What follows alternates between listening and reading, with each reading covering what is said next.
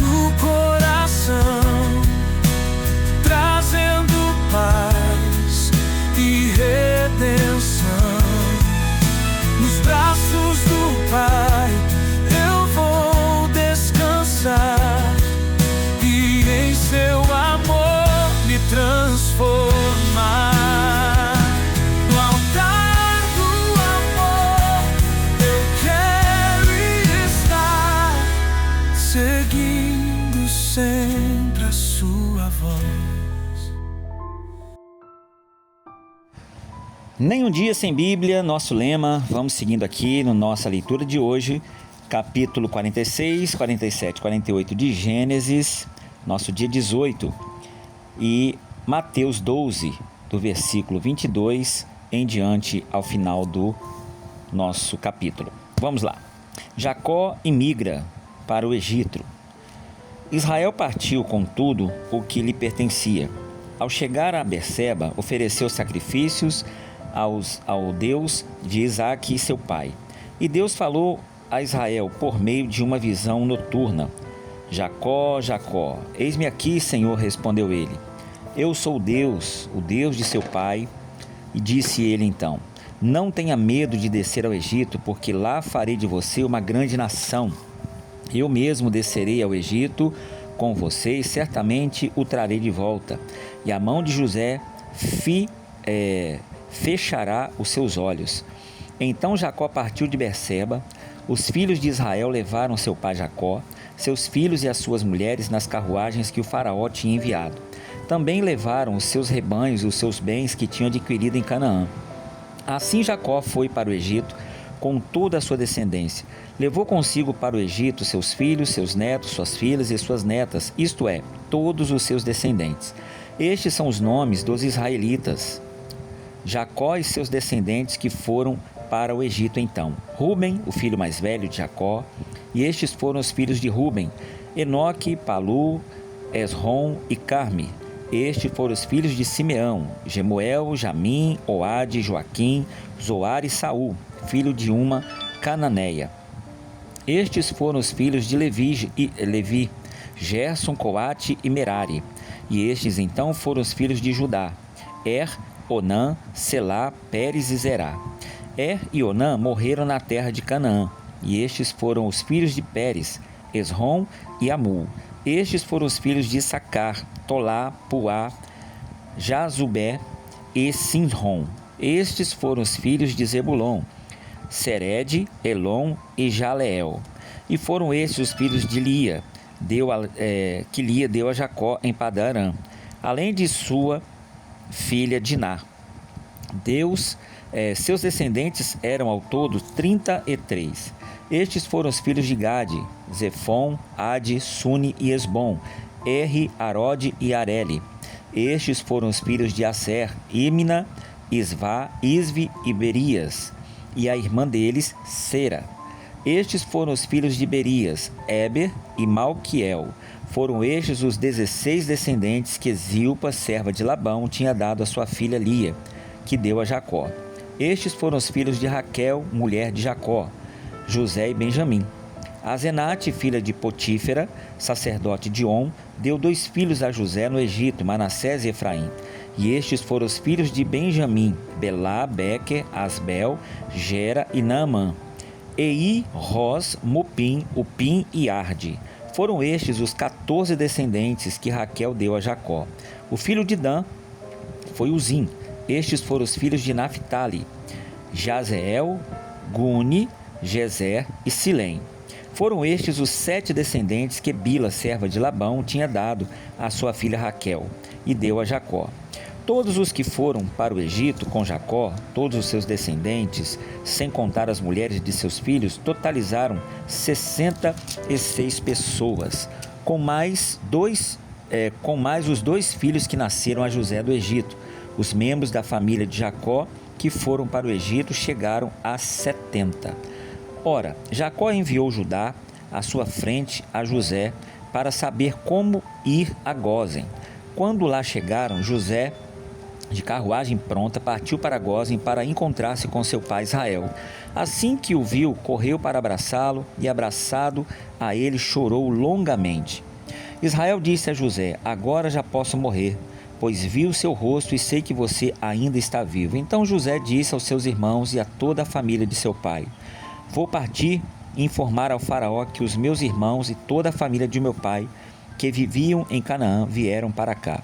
Direi que os homens são pastores, cuidem de rebanhos e trouxeram consigo suas ovelhas, seus bois, tudo quanto lhes pertence.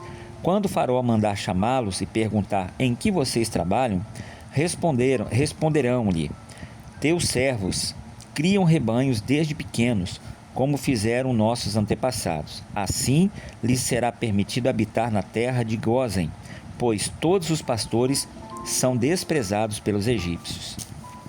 Aqui é um grande ensinamento para nós, parece assim um livro, um versículo, melhor dizendo, um capítulo, né? Que não tem muito o que instruir, mas tem. Aqui conta-se uma história de linhagem. Todos nós devemos ter uma linhagem, devemos saber de onde viemos, aonde estamos e para onde queremos chegar. Porque Deus ele fez cada um de nós com uma história e um trajeto. Então, quando nós andávamos antes sem a presença de Deus, nós só sabíamos de onde tinha saído e não sabíamos aonde queríamos chegar. Mas hoje, aqui esse ensinamento traz para nós o quê? Que nada passa desapercebido e tudo para Deus tem um porquê e um para quê e um fundamento. Nada é por acaso e nada é do nada. Então, cada um de nós temos um propósito nessa terra, não somos obras do acaso e temos um trajeto para percorrer. E com Deus, nós vamos permitir que Deus cumpra todo o propósito dele na nossa vida. Sem Deus, nós podemos abortar. Isso quer dizer, nós podemos paralisar ou abreviar o nosso tempo e os propósitos de Deus na nossa vida, ou até mesmo retardar. Então, queridos, a melhor coisa é deixar por conta de Deus, seguir a Deus, para que a vontade, o propósito, o plano dele, desde o início, seja cumprido em nossa vida. 47. José foi dar as notícias ao faraó: meu pai e meus irmãos chegaram de Canaã com suas ovelhas, seus bois e tudo que lhes pertence, e estão agora em Gósen. Depois escolheu 5 de seus irmãos e os apresentou a Faraó. Perguntou-lhes o Faraó: em que vocês trabalham? E eles lhes responderam: teus servos são pastores, como os nossos antepassados. Disseram-lhe ainda: viemos morar aqui por uns tempos, porque a fome é rigorosa em Canaã, e os rebanhos de seus servos não têm pastagem. Agora, por favor, permite que seus servos se estabeleçam em Gósen. Então Faraó disse a José: seu pai e seus irmãos vieram a você, e a terra do Egito está à sua disposição. Faça com que seu pai e seus irmãos habitem na melhor parte da terra. Deixe-os morar em Gósen. E se você vê que algum deles são competentes, coloque-os como responsável por meu rebanho. Então José levou seu pai Jacó ao faraó e o apresentou a ele. Depois Jacó abençoou o faraó e este lhe perguntou: quantos anos o senhor tem? Jacó respondeu ao faraó: são 130 anos da minha peregrinação. Foram poucos e difíceis e não chegam aos anos da peregrinação dos meus antepassados. Então Jacó abençoou a Faraó e retirou-se. José instalou seu pai e seus irmãos e deu-lhes propriedades na melhor parte das terras do Egito, na região de Ramassés, conforme a ordem de Faraó. Providenciou também sustento para seu pai, para seus irmãos e para toda a sua família, de acordo com os números de filhos de cada um. Não havia mantimento em toda a região, pois a fome era rigorosa. Tanto o Egito como Canaã desfaleciam por causa da fome. José recolheu toda a prata que circulava no Egito e em Canaã, dada como pagamento do trigo que o povo comprava, e levou ao palácio do faraó. Quando toda a prata do Egito e de Canaã se esgotou, todos os egípcios foram suplicar a José: dá-nos comida, não nos deixe morrer só porque a nossa prata acabou. E José lhes disse: tragam então os seus rebanhos, e em troca lhes darei trigo, uma vez que a prata de vocês acabou. E trouxeram a José os rebanhos, e ele deu-lhes trigo e em troca de cavalos, ovelhas, bois, jumentos, durante aquele ano inteiro, e os sustentou em troca de todos os seus rebanhos. O ano passou e no ano seguinte voltaram a José dizendo: não temos como esconder de ti, meu senhor, que uma vez que a nossa prata acabou e os nossos rebanhos lhe pertencem, nada mais nos resta para oferecer a não ser os nossos próprios corpos e as nossas próprias terras. Não deixes que morramos e que as nossas terras pereçam diante dos teus olhos. Compra-nos e compra as nossas terras, e em troca de trigo, e nós com as nossas terras seremos escravos do faraó. Dá-nos semente para que sobrevivamos e não morramos de fome, a fim de que a terra não fique desolada. Assim José comprou todas as terras do Egito para o faraó. Todos os egípcios tiveram que vender os seus campos, pois a fome os obrigou a isso. A terra tornou-se propriedade de faraó. Quando ao povo, José o reduziu à servidão de uma a outra extremidade do Egito. Somente as terras dos sacerdotes não foram compradas, porque, por lei, estes recebiam sustento regular do faraó e disso viviam. Por isso não tiveram que vender as suas terras. Então disse José ao povo: ouçam, hoje comprei vocês e suas terras para o faraó. Aqui estão as sementes para que cultivem na terra, mas vocês darão a quinta parte das suas colheitas ao faraó. Os outros 4/5 ficarão para vocês como sementes para os campos, como alimento para vocês, seus filhos e os que vivem em suas casas. Eles disseram: meu senhor, tu nos salvaste a vida, visto que nos favoreceste, seremos escravos do faraó. Assim, quanto à terra, José estabeleceu o seguinte decreto no Egito, que permanece até hoje, inclusive: 1/5 da produção pertence a faraó. Somente as terras dos sacerdotes não se foram com propriedade de faraó. Os israelitas se estabeleceram no Egito, na região de Gósen, e lá adquiriram propriedades, foram prolíferos, quer dizer, prósperos, multiplicaram e muito, inclusive. Jacó viveu 17 anos no Egito e os anos da sua vida chegaram a 147. Aproximando-se a hora da sua morte, Israel chamou seus filhos e lhe disse: se quer agradar-me, ponha a mão debaixo da minha coxa e prometa que será bondoso e fiel comigo. Não me sepulte no Egito. Quando eu descansar com os meus pais, leve-me daqui do Egito e sepulte-me junto a eles. José respondeu: farei como o Senhor me pede.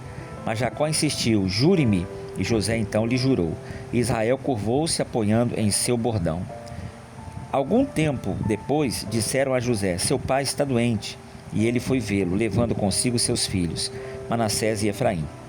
E anunciaram a Jacó: seu filho José veio vê-lo. Israel reuniu suas forças e assentou-se na cama. Então disse Jacó a José: o Deus Todo-Poderoso apareceu-me em luz na terra de Canaã, e ali me abençoou, dizendo: eu o farei prolífero e o multiplicarei. Farei de você uma comunidade de povos e darei esta terra por propriedade eterna aos seus descendentes. Agora, pois, os seus 2 filhos que lhe nasceram no Egito, antes da minha vinda para cá, serão reconhecidos como meus. Efraim e Manassés serão meus, como são meus Rúben e Simeão. Os filhos que lhe nasceram depois deles serão seus. Serão convocados sob o nome dos seus irmãos para receberem sua herança. Quando eu voltava de Padã, para minha tristeza, Raquel morreu em Canaã, quando ainda estávamos a caminho, a pouca distância de Efrata. Eu a sepultei ali, ao lado do caminho para Efrata, que é Belém. Quando Israel viu os filhos de José, perguntou: quem são estes? Respondeu José a seu pai: são os filhos que Deus me deu aqui. Então Israel disse: traga-mos aqui para que eu os abençoe. Os olhos de Israel já estavam enfraquecidos por causa da idade avançada, e ele mal podia enxergar. Por isso, José levou seus filhos para perto dele, e seu pai os beijou e os abraçou. Israel disse a José: nunca pensei que veria tua face novamente, e agora Deus me concede ver também os seus filhos. Em seguida, José os tirou do colo de Israel e curvou-se rosto em terra. E José tomou os 2 filhos, Efraim à sua direita, perto da mão esquerda de Israel, e Manassés à sua esquerda, perto da mão direita de Israel. E os aproximou dele Israel, porém estendeu a mão direita e a pôs sobre a cabeça de Efraim, embora este fosse o mais novo. Cruzando os braços, pôs a mão esquerda sobre a cabeça de Manassés, embora Manassés fosse o mais velho. E abençoou a José, dizendo: que o Deus a quem sirvam meus pais Abraão e Isaque, o Deus em quem tem sido o meu pastor em toda a minha vida até o dia de hoje, o anjo que me redimiu de todo o mal, abençoe estes meninos, sejam eles chamados pelo nome e pelos nomes de meus pais Abraão e Isaque, e cresçam muito nesta terra. Quando José viu seu pai colocar a mão direita sobre a cabeça de Efraim, não gostou, por isso pegou a mão do pai a fim de mudá-la para a cabeça de Efraim para Manassés. E disse-lhe: não, meu pai, este aqui é o mais velho, põe a mão direita sobre a cabeça dele. É como se ele tivesse cruzado as mãos, né? José colocou no caminho certo, o mais velho na mão que deveria colocar, e o mais novo, só que Israel, no caso Jacó, cruzou as mãos e fez diferente. Mas seu pai recusou-se e respondeu assim: eu sei, meu filho, eu sei. Ele também se tornará um povo, também será grande. Apesar disso, seu irmão mais novo será maior do que ele, e seus descendentes se tornarão muitos povos. Assim Jacó os abençoou naquele dia, dizendo: o povo de Israel usará os seus nomes para abençoar uns aos outros com esta expressão: que Deus faça a você como fez a Efraim e Manassés. E colocou Efraim à frente de Manassés. A seguir Israel disse a José: estou para morrer, mas Deus estará com vocês e os levará de volta à terra de seus antepassados. E a você, como alguém que está acima de seus irmãos, dou a região montanhosa que tomei dos amorreus com a minha espada e com o meu arco. Aqui nós temos uma grande lição. Com o passar do tempo, nós achamos que sabemos todas as coisas e dominamos ali, sabemos tudo e já temos a resposta para tudo. Jacó aqui, ou Israel, simbolizava a presença do próprio Deus. E José simbolizava a vitória, o sucesso, né, a direção, simbolizava ali a superação, a experiência. Mas o pai, a decisão dele é soberana e ele faz o que ele achar melhor. Por isso que aqui nós aprendemos: não existe padrão no mundo espiritual. Na cabeça de José, o primogênito mais velho receberia a bênção, né? O segundo receberia a bênção também, mas ele foi mais novo. Jacó fez tudo diferente. Por quê? Porque no mundo espiritual nós devemos ser espirituais para tomar decisão e não seguir um padrão, né? Conforme um padrão já estabelecido, preparado. Então, querido, não existe padrão no mundo espiritual. Existe sim direção de Deus. Mateus 12, verso 22 em diante. A acusação contra Jesus. Depois disso, levantaram-se um endemoniado que era cego e mudo, e Jesus o curou, de modo que ele pôde falar e ver. Todo o povo ficou abismado e disse: não será este o filho de Davi? Mas quando os fariseus ouviram isso, disseram: é somente por Beelzebul, o príncipe dos demônios, que ele expulsa demônios. Por quê? Porque fazia mais que eles, né? Levantou ciúme.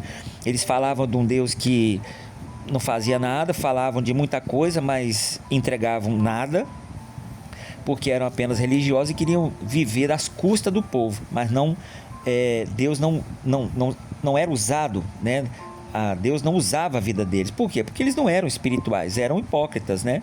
Falava uma coisa e fazia outra, exigia do povo uma coisa e fazia outra. Mas aí, versículo 25: Jesus, conhecendo os seus pensamentos, disse-lhe: todo reino dividido contra si mesmo será arruinado, e toda cidade ou casa dividida contra si mesmo não conseguirá subsistir. Se Satanás expulsa Satanás, está dividido contra si mesmo. Como então subsistirá seu reino? E se eu expulso demônios por Beelzebul, por quem os expulsam os filhos de vocês? Por isso, eles mesmos serão juízes sobre vocês. Mas se é pelo Espírito de Deus que eu expulso demônios, então chegou a vocês o reino de Deus. Olha, Jesus era duro nas palavras, irmãos. Não ofendia, não ultrapassava o limite do respeito, mas ele falava a palavra de Deus nua e crua e verdadeira. E aí as pessoas tinham duas coisas a fazer: refletir e ajustar o seu caminho, ou se indignar, né, e rejeitar. E a mesma coisa hoje. Como alguém pode entrar na casa de um homem forte e levar dali seus bens, sem antes amarrá-lo? Só então poderá roubar a casa dele. Aquele que não está comigo está contra mim, diz o Senhor. E aquele que comigo não se ajunta, espalha. Porque esse motivo eu lhe digo: Todo pecado e blasfêmia serão perdoados aos homens, mas a blasfêmia contra o Espírito Santo não será perdoada. Todo aquele que disser uma palavra contra o Filho do Homem será perdoado, mas quem falar contra o Espírito Santo não será perdoado, nem nesta era, nem no que há de vir. Quer dizer, nem naquele tempo dele, nem no nosso, e nem no outro de muitos que virão pela frente. O que é pecado contra o Espírito Santo? É atribuir culpas a Deus. Considerem uma árvore boa dá bons frutos, e uma árvore ruim dá fruto ruim, pois uma árvore é conhecida pelo seu fruto. Raça de víboras, como podem vocês que são maus dizer coisas boas e querer dar bons frutos? Pois a boca fala do que o coração está cheio. O homem bom do seu bom tesouro tira coisas boas, e o homem mau do seu mau tesouro tira coisas boas. Mas eu lhes digo que no dia do juízo, os homens haverão de dar conta de toda palavra inútil que tiveram falado, pois por suas palavras vocês serão absolvidos e por suas palavras serão condenados. Então alguns dos fariseus e mestres da lei disseram: Mestre, queremos ver um sinal miraculoso feito por ti. Ele respondeu: Uma geração perversa e adúltera pede um sinal miraculoso, mas nenhum sinal lhe será dado, exceto o sinal do profeta Jonas. Pois assim como Jonas esteve 3 dias e 3 noites no ventre de um grande peixe, assim o Filho do Homem ficará 3 dias e 3 noites no coração da terra. Os homens de Nínive se levantarão no juízo com esta geração e a condenarão, pois eles se arrependeram com a pregação de Jonatas, e agora está aqui o que é maior do que Jonatas. A rainha do sul se levantará no juízo com esta geração e a condenará, pois ela veio dos confins da terra para ouvir sabedoria de Salomão, e agora está aqui o que é maior do que Salomão. Quando um espírito imundo sai de um homem, passa por lugares áridos, procurando descanso. Como não o encontra, diz: voltarei para a casa de onde saí. Chegando e encontrando a casa desocupada, varrida e em ordem, então vai e traz consigo outros 7 espíritos piores do que ele, e entrando passam a viver ali. E o estado final daquele homem ou pessoa torna-se pior do que o primeiro, porque antes ele tinha 7, agora ele tem 8, e 7 piores do que o que tinha antigamente.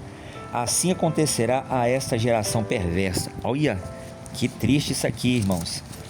Precisamos refletir muito nessas palavras aqui. Se eu fosse você, eu botava para ouvir de novo, refletia.